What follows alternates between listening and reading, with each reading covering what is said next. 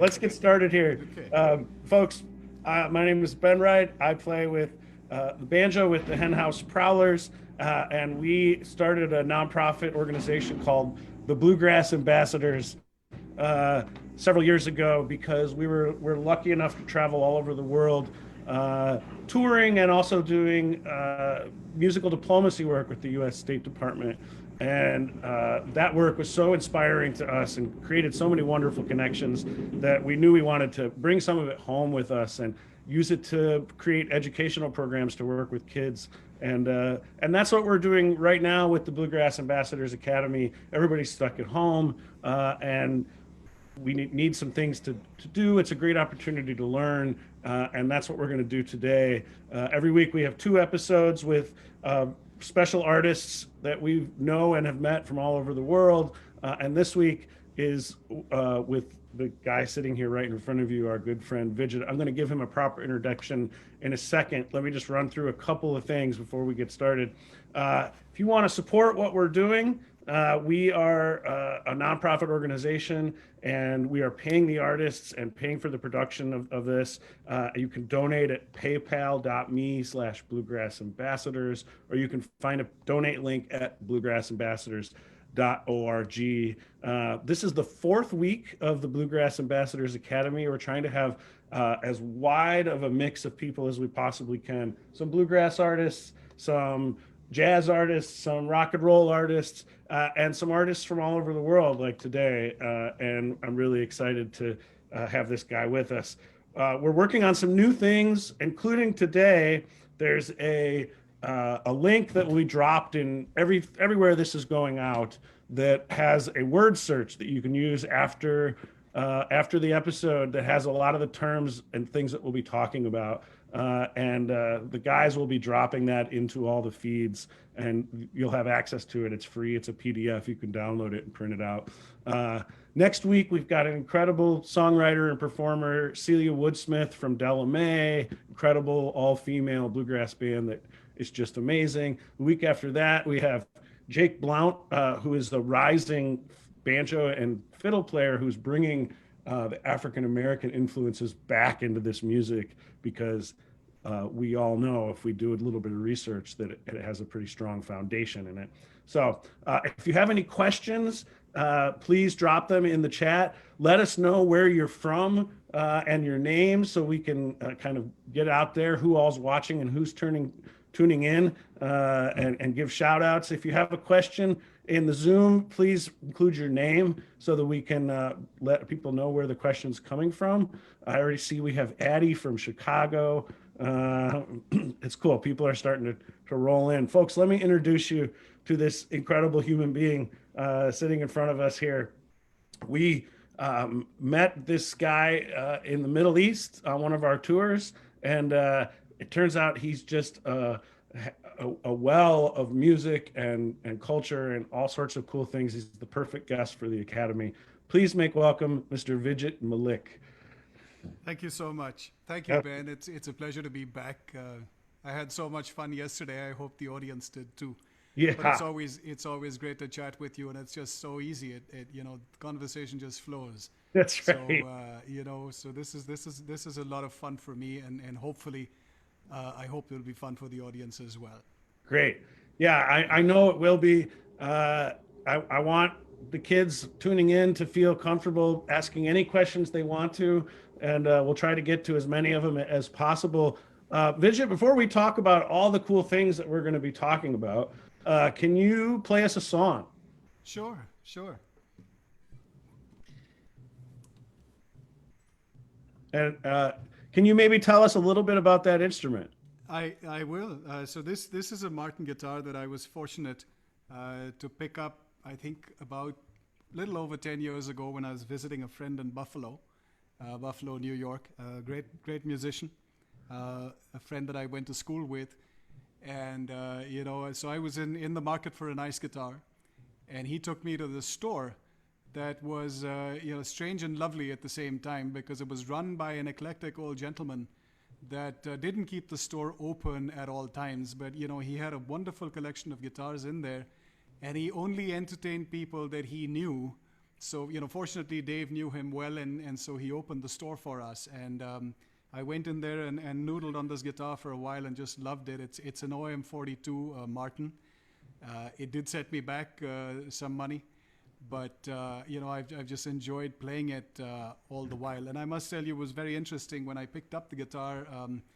Given that it was a fair expense, I asked the old gentleman. I said, "Sir, can you throw in something in addition, just a little sweetener?" And he said, "Well, son, I can probably give you a set of strings."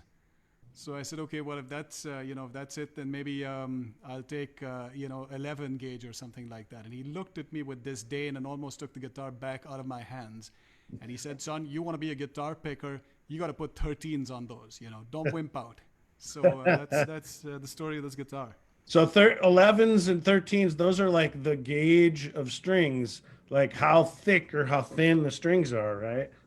Absolutely. So the 11 and 13 represents the gauge of the last, the thin E string, and it is millimeter. Must be micrometers. I'm not even sure what it. Ben, you would know. It might be millimeters, but I bet somebody in the chat can chime in. Maybe one of the guys in the band.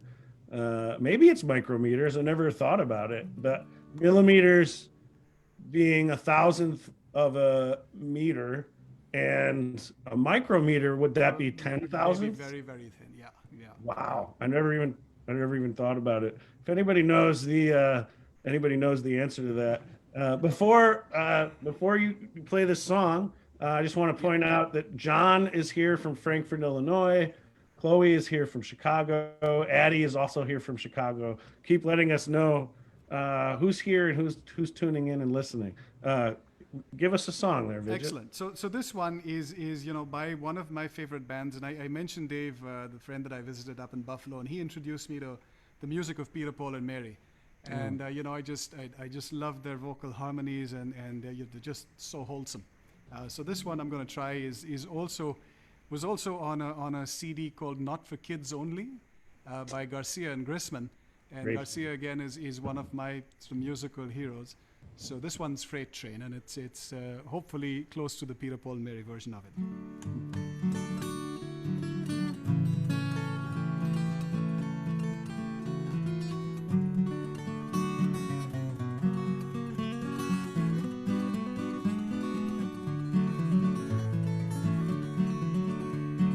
Freight train going so fast. Freight train going so fast. Please don't tell what train I'm on, for they won't know where I've gone. Freight train coming round the bend. Freight train gone again. One of these days turn that train around, go back to my hometown.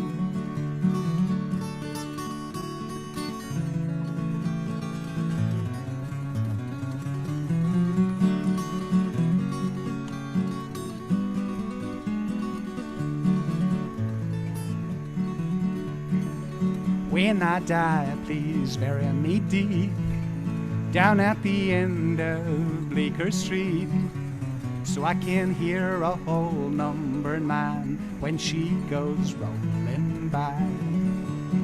Freight train going so fast. Freight train going so fast. Please don't tell what train I'm on, for they won't know where I've gone.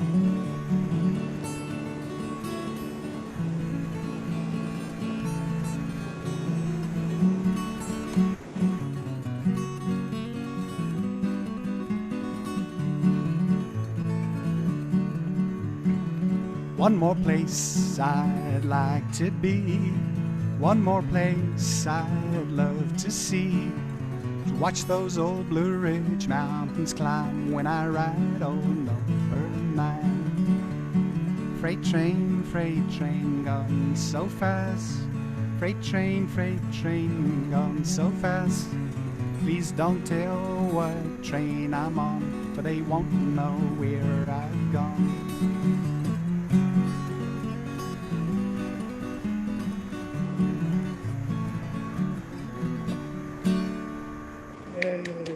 Very nice, Thank Vijit. you. Uh, Vijit, I noticed that you just took them off, but you're using finger picks to play the guitar. So one of the hardest things that I've had to do, Ben, was to try and adapt to using finger picks. Uh-huh. And when I first put them on, and you would know this. I mean, you're a banjo picker, so you use them all the time. But when I first started to use them to try and play guitar with them, they just felt so clunky, And for a long time, I just could not bring myself to use them. But what some of the other guys that I listen to a lot, I love the music of people like Jorma Kaukonen, formerly of Jefferson Airplane, with Hot Tuna, and people like Doc Watson. So I just kept at it. I'm not very good at using them still. They still feel a bit clunky, but I'm kind of forcing myself to use them, and hopefully it sounds a little better. Can you show the audience what they look like? Sure. So that's the thumb pick. I hope everyone can see that. Maybe bring it a little closer. Yeah, yeah, yeah. Turn it around. There you go. Great. There you go. So that's and this thumb pick is in particular something called a Harco or a Herco or a Harco pick that I just find works for me. There are many other types of thumb picks, a little thinner, and those just feel a little more awkward. And the finger picks are, it's a metal finger pick, and then perhaps you could fill in. These are probably used by banjo pickers. Yes, With the same absolutely. picks, I guess. Uh-huh. But those are the ones that I use. I try and use finger picks on these two fingers and the thumb pick as well. That's great. It really sounds good. That guitar Thank sounds you. beautiful. Yeah. Thank you very much. I want to drop a couple of comments here. Jake, our mandolin player, pointed out that guitar strings are measured in decimal fractions of an English inch. Uh, I'm not quite sure. I have to read some more into that. I'm sure Jake's an expert on that, so he Yeah, would I'm know. sure. I'll take his word for it. Yeah. Charlotte Brond uh, pointed out, and this is really cool, that song "Freight Train" was written by a 12-year-old Elizabeth Cotton. She was Absolutely. 12 years old when she wrote that song, and it is part of the folk music pantheon. Part of it is such a huge song. You said Peter, Paul, and Mary sang it, and Yeah. the thought of a 12-year-old writing a song like that, I think, is a really great reminder of there's no barrier to creating music, especially if age. Anybody can do it. No doubt, and you're absolutely right. It was written by Elizabeth Cotton. I mean, Libby Cotton, as she was known. And Right. I've seen some videos online of her playing, and she had a unique style of playing the guitar. If I'm not mistaken, instead of holding the guitar like that, she kind of held it, placed her fingers over the fretboard. So Yeah, she it was a played it unique upside style, and down. she sounded great. Yeah, that's really cool. And I would I have imagine another. that, sorry, No, Ben, when please. she was playing, I would imagine that, the guitars were a little more difficult to play. The strings were probably about that high off the fretboard. So, just all the more incredible that Yeah, she was able to play the way she did, you know. and nowadays there are guitars that are made for smaller hands, and the technology's come a long way, and there's a lot more available, so that young people can learn to play the guitar at 8 to 12 years old, and it's not the physicality isn't a barrier anymore. Sure, Uh, sure. So I actually have another shout out here, and I think you might appreciate this one. Radhika from Bangalore, India, is My here. niece. Yeah, she said Vijit's niece from She's a lovely Bangalore. girl. Hi, Radhika. That's cool. So that's a good place to kind of start talking about where you're from. Uh, Yep. I'm from India, and I grew up in a place called Calcutta, where my dad was posted all his working career, and it was a place, a great place, full of culture, lots of music, particularly Indian classical or Hindustani classical music. So it's a great place to grow up in, surrounded by music. I studied Hindustani classical music as when I was in high school, And yeah, eventually I ended up somehow in New Concord, Ohio. And New Concord, Ohio is in the middle of the state of Ohio, about 65 miles east, I believe, of Columbus, and about 75 odd miles south of Cleveland. But and again, it was a small town. Somehow both my brother and I ended up going to a college there called Muskingum. Muskingum, of course, is the name for an old Indian reservation, I believe, a red Indian reservation, not an Indian reservation. Hmm. But I ended up meeting some fantastic people there. Two friends of mine in particular that are great musicians, Chris French and Dave Ruck. And so I went armed with my Indian classical instrument, but ended up also picking up the guitar and getting exposed to some fantastic music, fantastic musicians. We played in coffee houses around in college, and I've been doing the same thing ever since. Yeah. Yes, you have. Can we talk just a little bit more about Calcutta? I've got a couple of pictures here of Calcutta that I want to share. I thought this one was really beautiful. You're seeing this on your screen, right? That is Calcutta. Yes, Yeah. yes. Just a few people, as you can see. But Calcutta is chaotic and wonderful all at the same time. Yeah. It used to be, when the British were ruling India.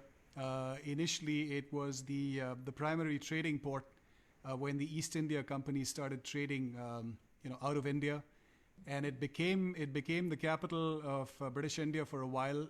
Before the capital moved to Delhi.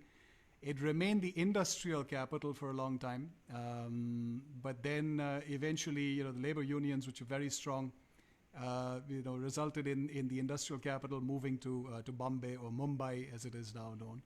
Even Calcutta is now known as Kolkata, Right. but I can't get myself to calling it Kolkata. I've always known it as Calcutta, Really? and I was going to ask about that because Calcutta, Calcutta, I believe, is the old name, and Kolkata, Kolkata, is the more recent name.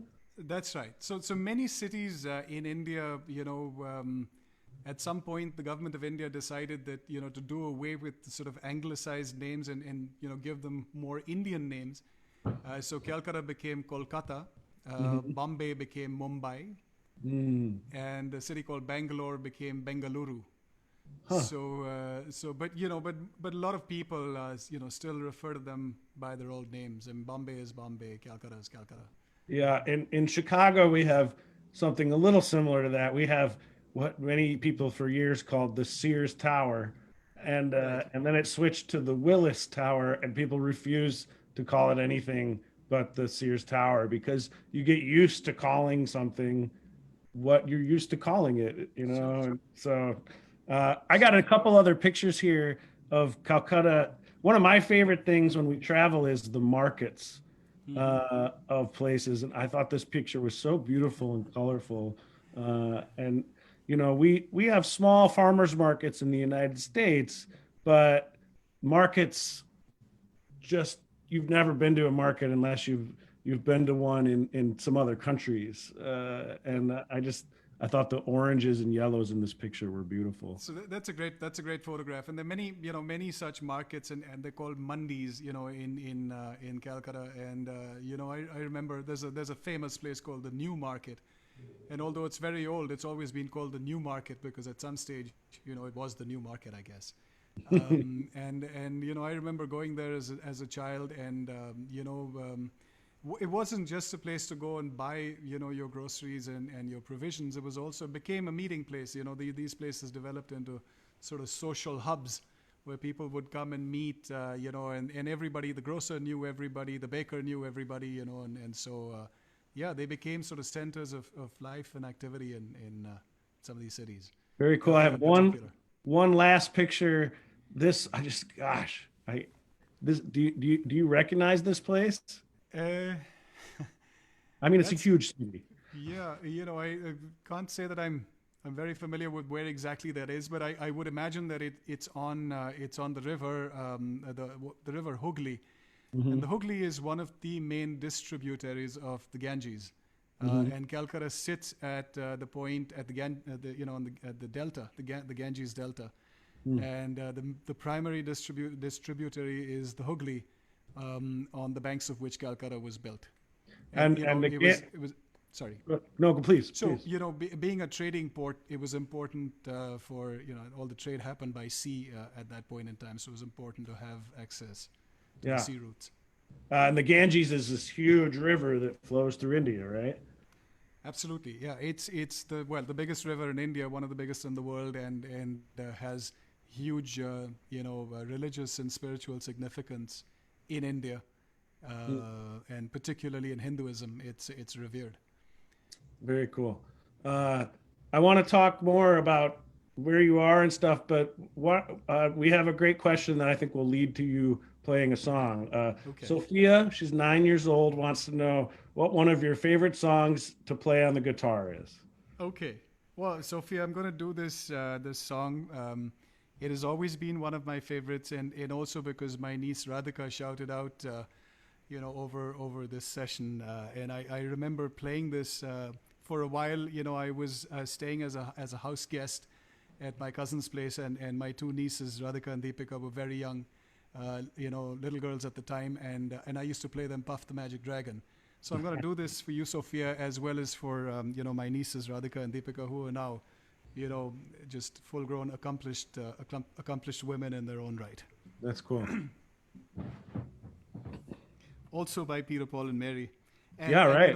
I have to add that this song has been much maligned over the years, and many people have associated the song with many things that I like to believe are not true. At the end of the day, this is a story. It's a song about a boy and his magic dragon, and that's all it is. Yeah.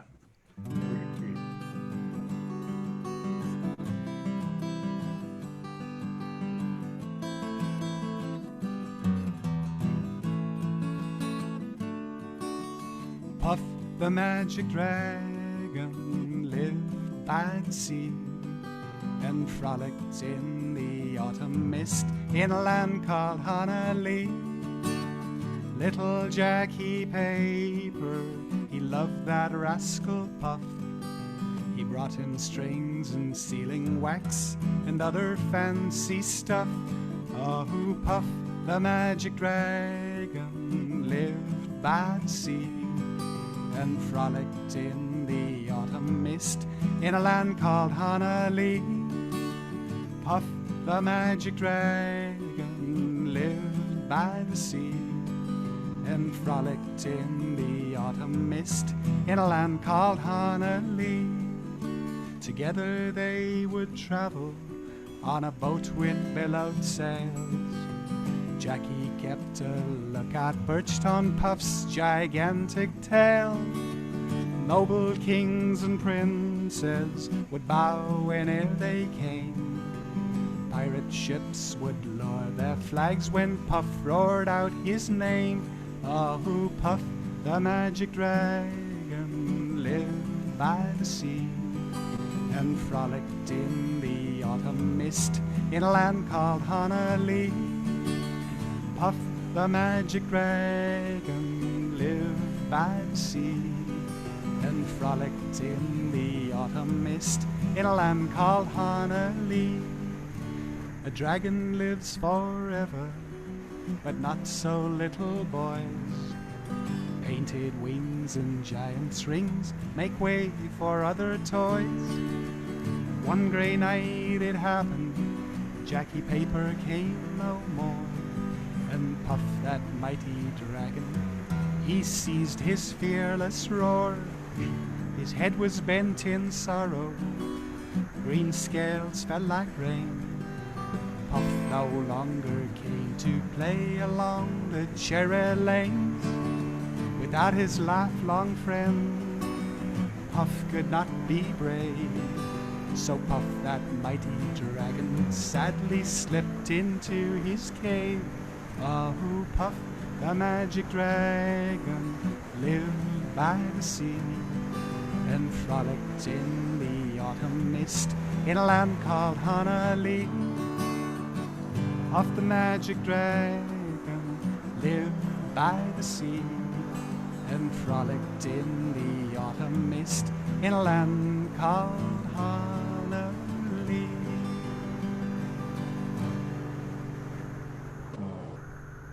People loved this. I have multiple people sharing their memories of this song in the chat, and Natalie Gillespie says that she and Brennan are singing along.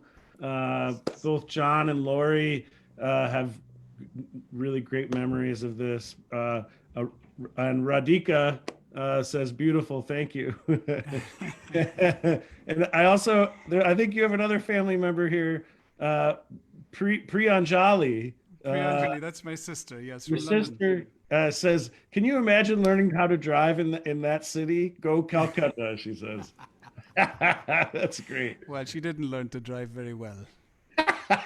Well, maybe that's Calcutta's fault, huh? Perhaps. Perhaps. Yeah. Perhaps. So you don't live in Calcutta now. No, so my family, my immediate family, and I've got well, two children and a beautiful wife, and we moved to Dubai in the United Arab Emirates about 21 years ago. My daughter Meher is actually currently in Washington D.C.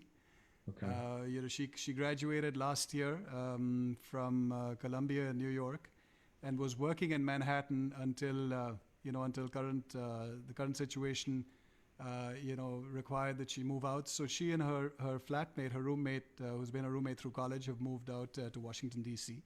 But my son Mansher, who you will hopefully see a little later, playing a song with me tonight, he was born here in Dubai. So we've been here for 21 years.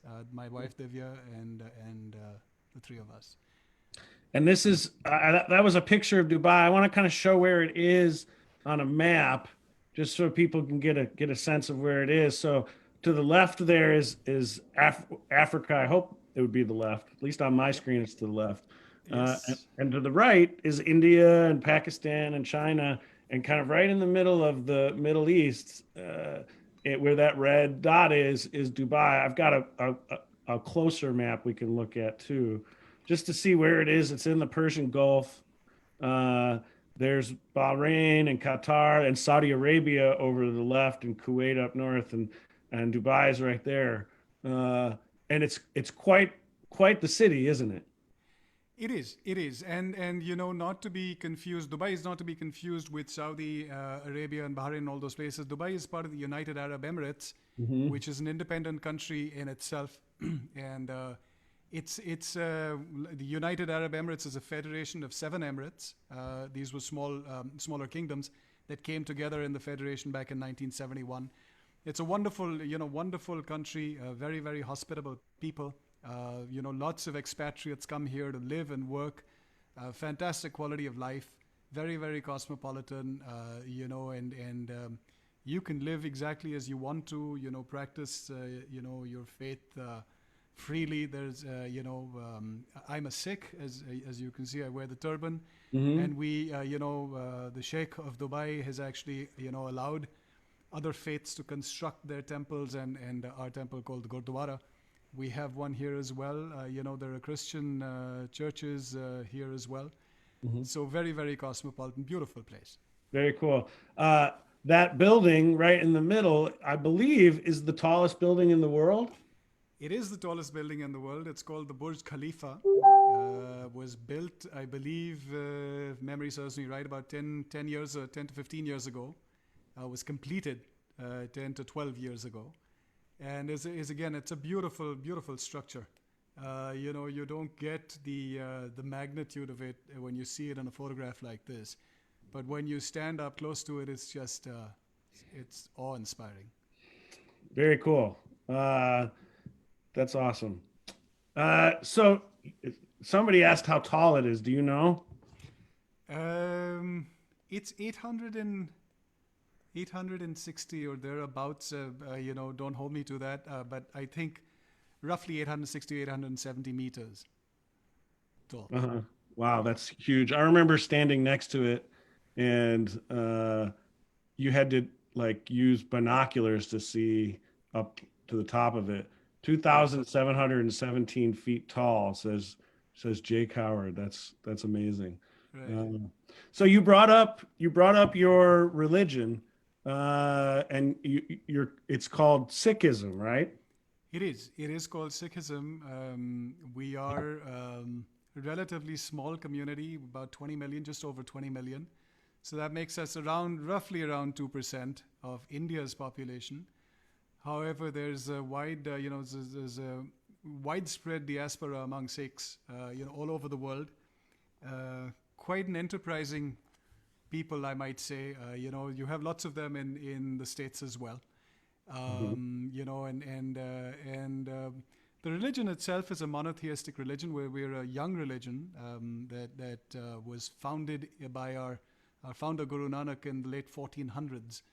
And thereafter, after him, there were 10. We like to call them prophets. They were not. We don't consider them God. God in our religion is not somebody you can put a shape or form to. We call him the Vaheguru, the supreme force. As opposed to Hinduism, we don't have, idols or photographs or pictures of God. But we did have our teachers, and 10 of them that taught us, that founded and taught us the religion. It's a simple religion. It's not very prescriptive. There are symbols of the religion, and the reason that there are symbols like the turban is that at the time that it was founded and came about and grew in India, they were, the big religions, Islam and Hinduism in India, and I guess our gurus wanted us to have a distinct identity. So we do keep the long hair. We also, I must add, the sword is one of our symbols. However, by and large, we are a very, very pacifist, agrarian people. The sword was there because at the time there was the Mughal emperors were following, an edict of religious persecution. So the Sikhs were being persecuted. In fact, our 10th Guru was executed by the Mughal emperors. But before that, he kind of formed us into what is known as the Khalsa, gave us our identity.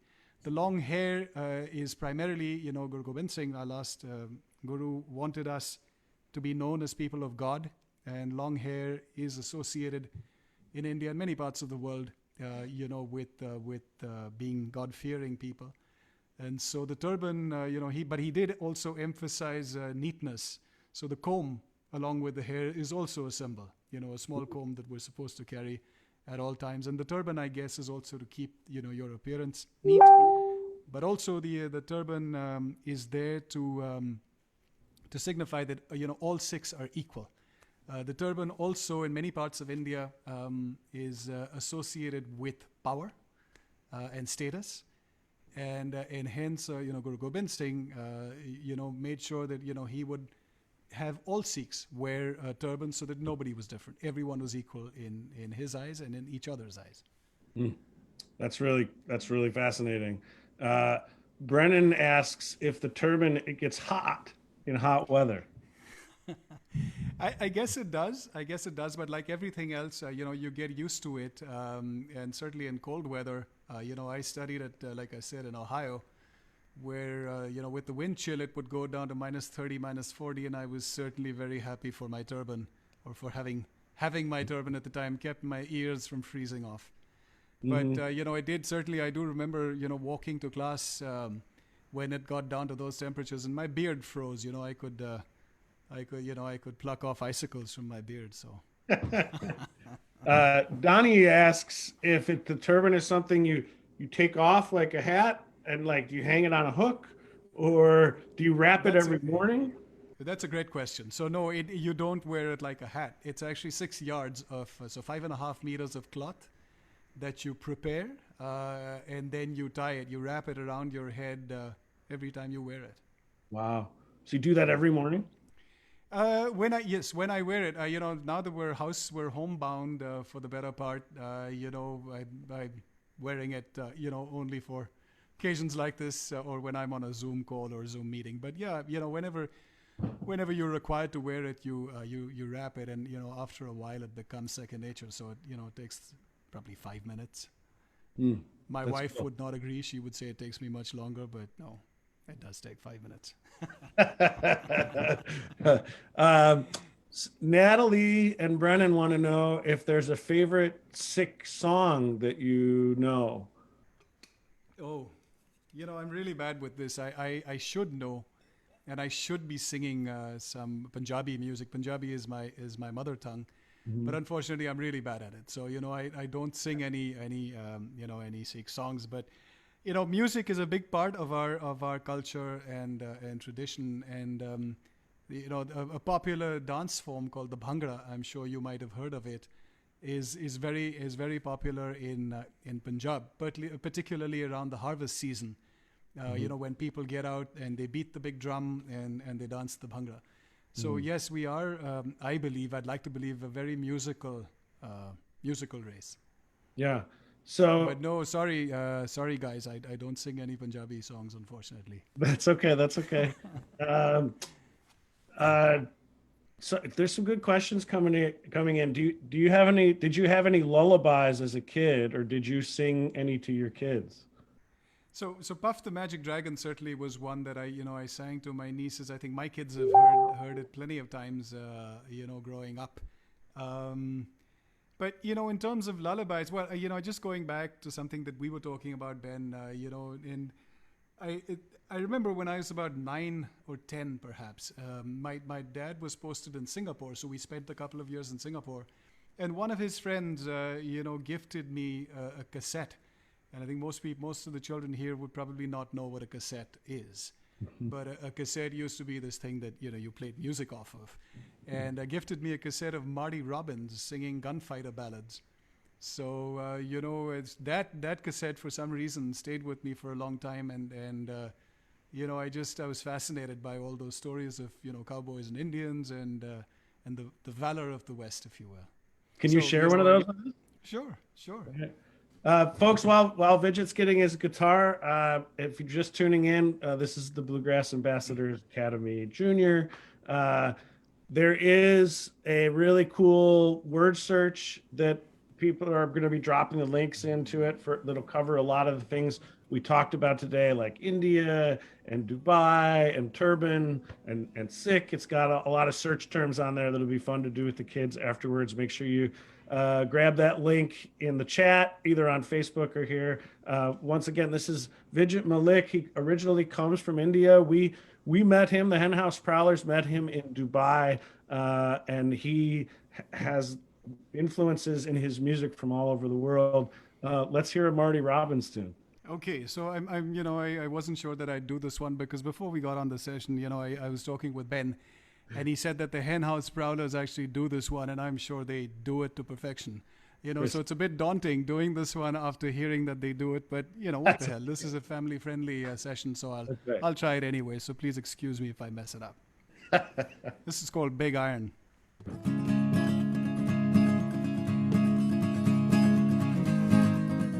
To the town of Aguafria rode a stranger one fine day. Hardly spoke to folks around him, didn't have too much to say. No one dared to ask his business, no one dared to make a slip. The stranger there among them had a big iron on his hip, big iron on his hip. It was early in the morning when he rode into the town. He came riding from the south side, slowly looking all around.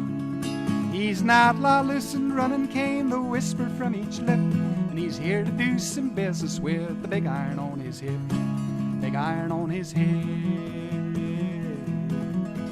In this town there lived an outlaw by the name of Texas Red. Many men had tried to take him, and that many men were dead. He was vicious and a killer, though the youth of 24, and the notches on his pistol numbered 1 and 19 more, 1 and 19 more. Now the stranger started talking, made it plain to folks around. Was an Arizona Ranger who wouldn't be too long in town. He came here to take an outlaw, back alive or maybe dead. He said it didn't matter, he was after Texas Red, after Texas Red. Wasn't long before the story was relayed to Texas Red. But But the outlaw didn't worry, men that tried before were dead. 20 men had tried to take him, 20 men had made a slip. 21 would be the ranger with the big iron on his head. Big iron on his head. The morning passed so quickly, it was time for them to meet. It was 20 past 11 when they walked out in the street. Folks were watching from their windows, everybody held their breath. They knew this handsome ranger was about to meet his death. About to meet his death.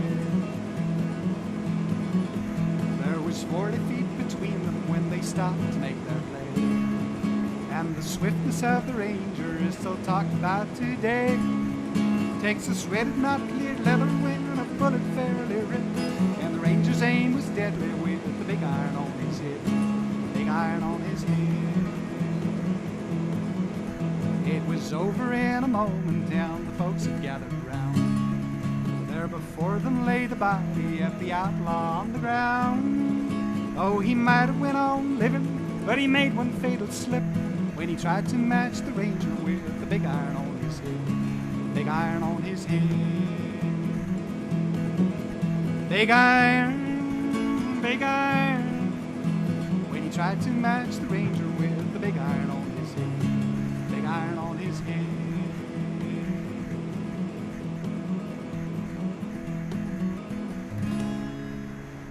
That's such a great song. Hey, we have a question for you here. Molly would like to know what the instrument in the corner is behind you, and would you play that for us? Oh, it's a bouzouki. And, you know, I was in Vancouver about, I think, 7 or 8 years ago. And I went into this very cool store, you know, that was, it's called a World Music Store or something like that. And they had some fantastic instruments, you know, hanging on the wall. And I saw this, and although I didn't need another musical instrument, you know, I just had to have it. So I picked it up, and it was a nightmare trying to, you know, to actually ship it back because you know, I was taking the hopper flight between Vancouver and Seattle. And on the hopper, they wouldn't let me take this instrument, you know, into the cabin with me. And although the lady at the store had wrapped it up very nicely in bubble wrap, I was, you know, so afraid that they would break it in the hold. But it survived the trip. And, you know, I'd love to play it, but I haven't tuned it, Ben. It would take me you know, an age to tune it. That's all right. Sorry about that. No, that's okay. You do have another instrument, though. I do. Let's talk about that because Sure. while you play guitar and you know, sing a lot of music that originated in America, you've also got some Indian roots in you, and you play an Indian instrument. I do. So when I was in school, I learned to play an instrument called the sarod. And the sarod is a very popular instrument in Hindustani classical music.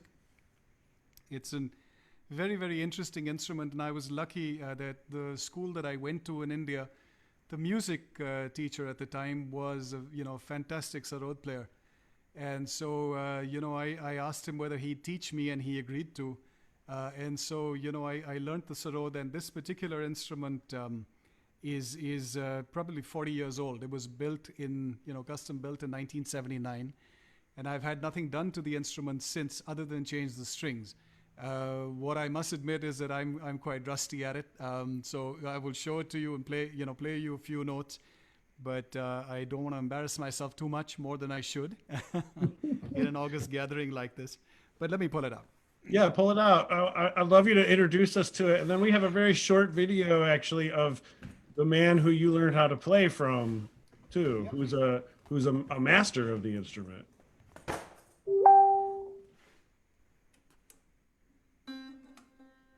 So I hope everyone can see that. That's the instrument, and it's called a sarod. And the interesting thing, one of the reasons that I don't play it as much as I should and would like to, is that it's an instrument that you actually play on your fingernails. As you can see, the main board is fretless.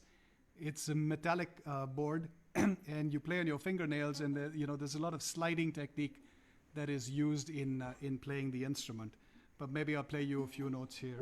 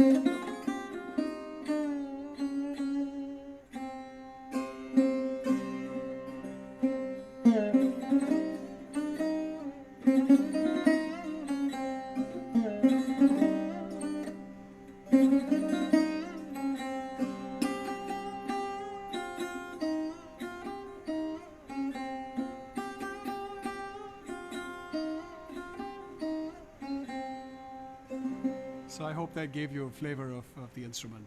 Very cool. Can you tell me just a little bit about the video I'm going to share with So folks here?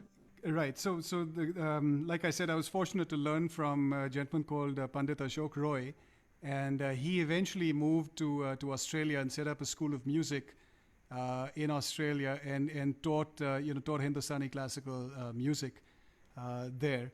But he was one of the main students of a gentleman called Ali Akbar Khan, who is considered by many to be amongst the two top proponents of the Sarod. And Ali Akbar Khan actually opened a school of music in Los Angeles as well. And Derek Trucks, who I'm sure many of you might be familiar with, studied under him. And I find, in Derek's playing, there's a lot of Indian influence, which he probably picked up at Ali Akbar Khan Saab's school. But, this is Ashok Roy, who was his student, and I was fortunate to learn from him. I'm just going to play a minute of this video. It's a pretty cool introduction to him. Here we go. I'm going to make it full screen here. And you can tell if you watch the full length of this video, it was made in Australia. So that makes sense.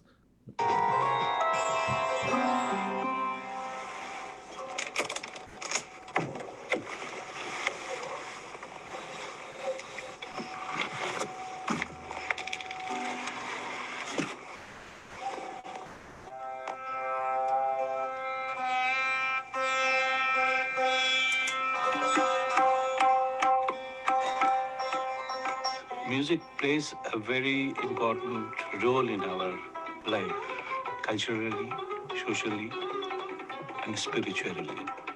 We take music just not for entertainment, it is something more than that.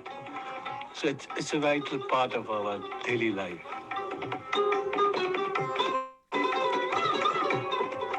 Ashok Roy is a master performer of classical Indian music.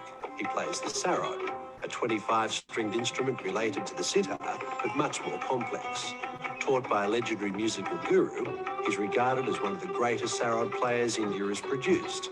But nowadays, you don't need to go to India to find him.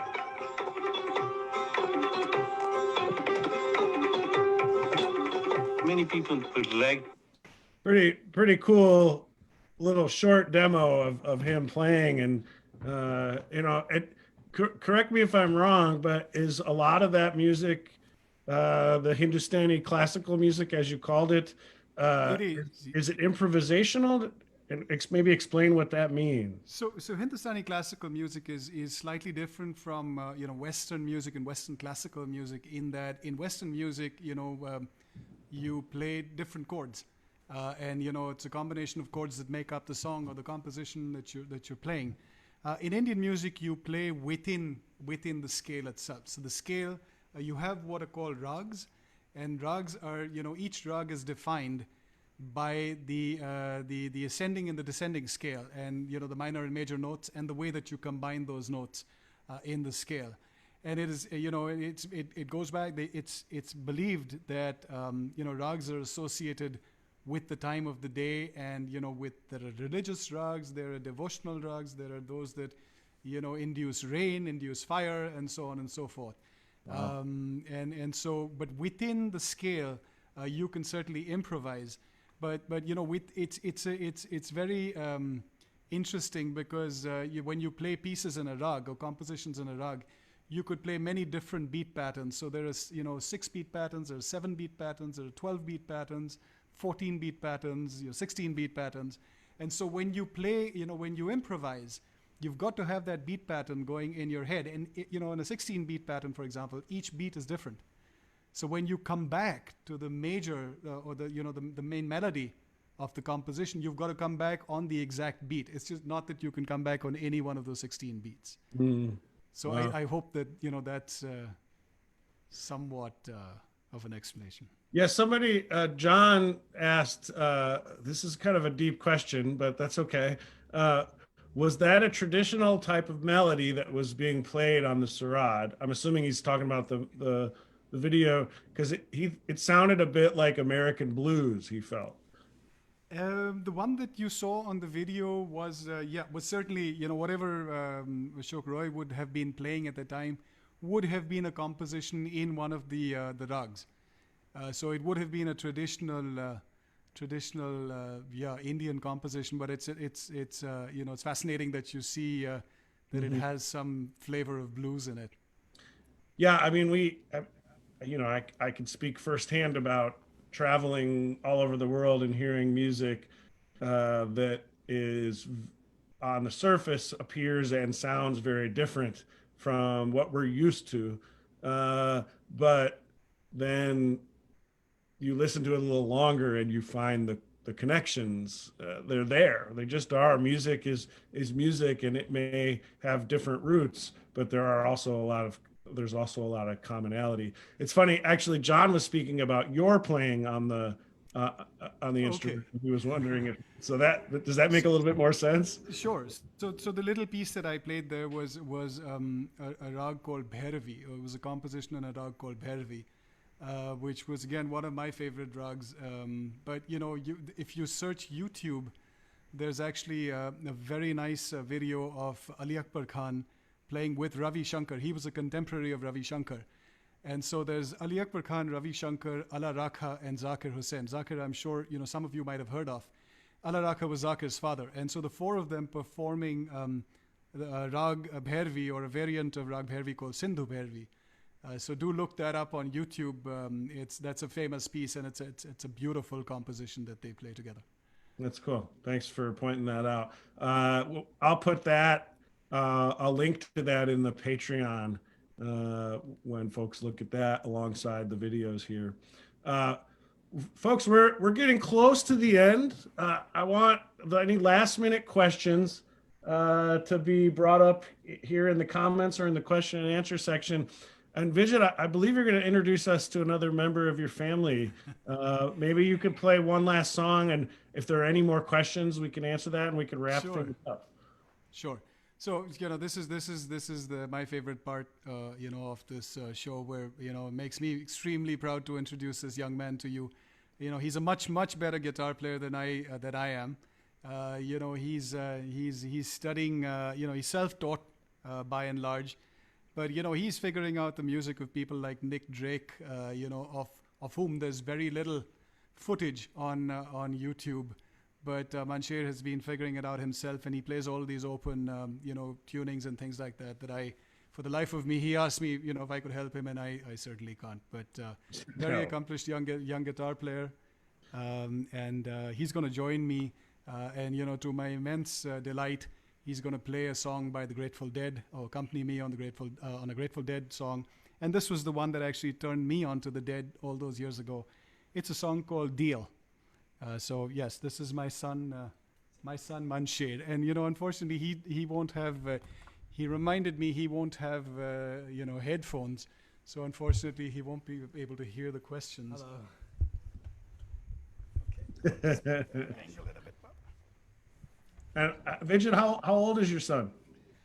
He just turned 18, and hopefully hoping to go to school, over in the States. And we'll see, given the current situation, when schools open, but he's got all of his admissions, and so, we hope he'll get there. Cool. Well, let him know we're rooting for him. Okay, so this is Deal by the Dead. 1, 2, 3, 4.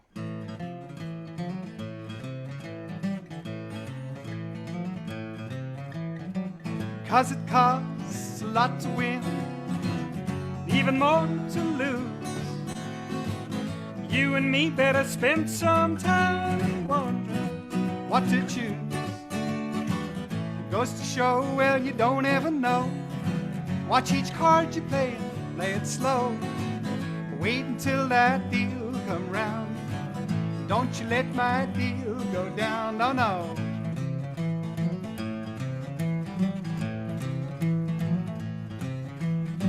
Well, I've been gambling hereabouts for 10 good solid years. If I told you about all that went down, it would burn on both your ears. Goes to show, well, you don't ever know. Watch each card you play and play it slow. Wait until that deal come round. Don't you let that deal go down, no, no.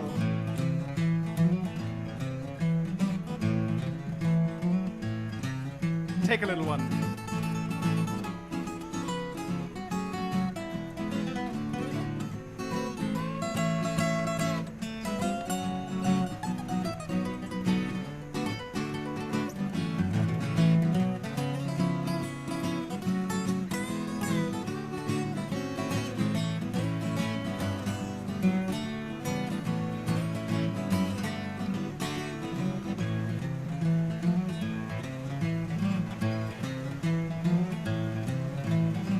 Cause you poured the wine for me, wrapping up my shoes. Hate to leave you sitting there composing lonesome blues. Goes to show, well, you don't ever know.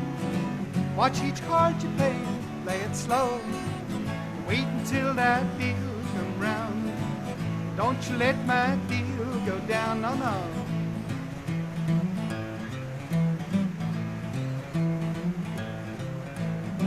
Cause it costs a lot to win, even more to lose. You and me better spend some time on what to choose. Goes to show, well, you don't ever know.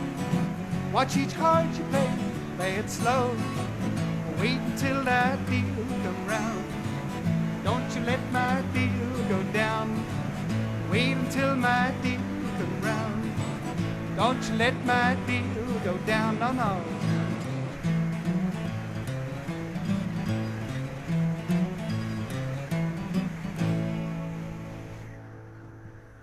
Nice. That Very was my cool. son. That was really, really good, you guys. Thank you so much. When did he Ben start? says that was really, really good. Really, really was. When did he start playing? So he's been playing for, I guess, 3 years, 2.5, 3 years? What? 3.5 years, yeah. Oh. Yeah, so, you know, Ben, it was just, as you can imagine, there were plenty of instruments lying around at home. And for a long time, you know, he wouldn't pick it up, you know, and I sort of started him off with songs like Tom Dooley, you know, 2-chord songs. But it just didn't happen, and I felt that, you know, well, maybe it had passed him by. But then suddenly one day, you know, he just picked it up, and then he never looked back. And for some, you know, something that warms my heart, you know, he started with all of the music that I love, you know, the Beatles, the Grateful Dead, you know, the Eagles, America, you know, all this great stuff. And then, of course, now he's branched out into, you know, some of the other stuff as well. But, you know, he's got a fantastic ear, I find, for music, and a very good feel. So, you know, hopefully he'll take it up seriously. Yeah, I mean, he sounds fantastic. I'm dropping the link for this word search back in.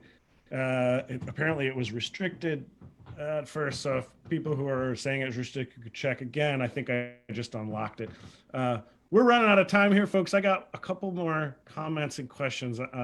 Somebody asked a good question. I actually think this is kind of a good place to start wrapping things up on. Natalie said a couple of things. She said to look her up if he comes to Northwestern because she employs a lot of international students. Well, you know, yeah, Natalie, I think he did apply to Northwestern. But you know, he's probably going to go to USC. That's the one that he has his eyes set on. But thank you for that. You know, yeah. I'm sure he would have loved to have looked you up had he come to Northwestern. That's cool. She also asked, what do you miss the most while being stuck at home?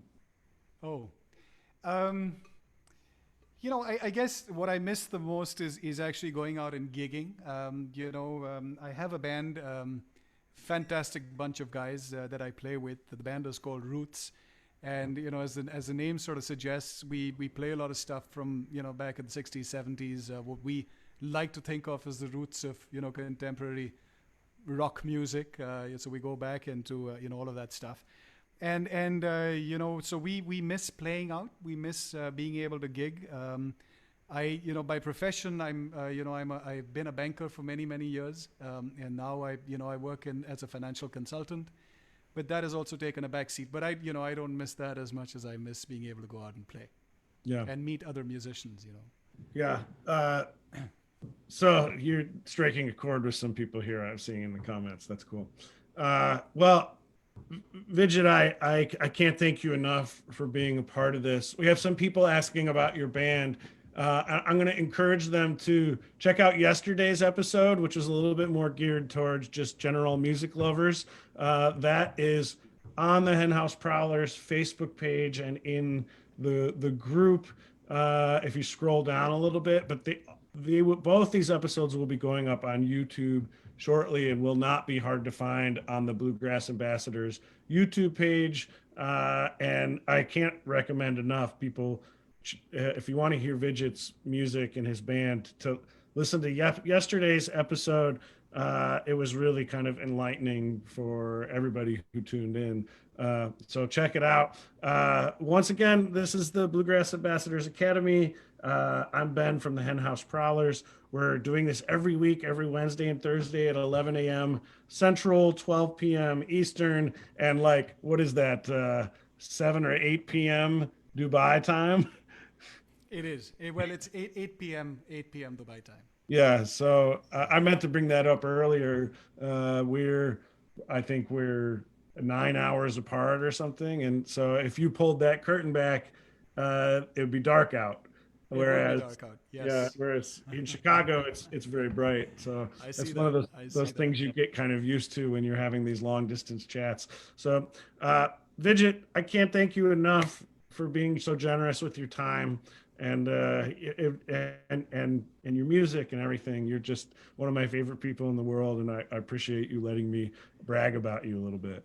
Thank you so much. Thank you, Ben. I mean, these 2 days, these 2 sessions have been a complete pleasure. And I can't tell you, what an influence you guys have been, on me, on my music. When I heard you guys in Dubai, it was just awesome. And I've followed you. You guys just, what you do is just incredible. And so I hope that this, we beat this virus, because it's important for the world to know what you guys do, for you guys to sort of bridge cultures the way you do through your music. And I'm hoping, one day we'll be able to see you guys in India, and it's a big country, and I'm sure they'll love you over there. So we have to have you play, across India. Thank you so much. I have a good feeling about that. Let's make that happen. Sure. Folks, we'll see you all next week. Thanks for tuning in. Vijit, you have a wonderful evening. We'll talk soon, I'm sure. Thank you, everybody, for listening. Thank you.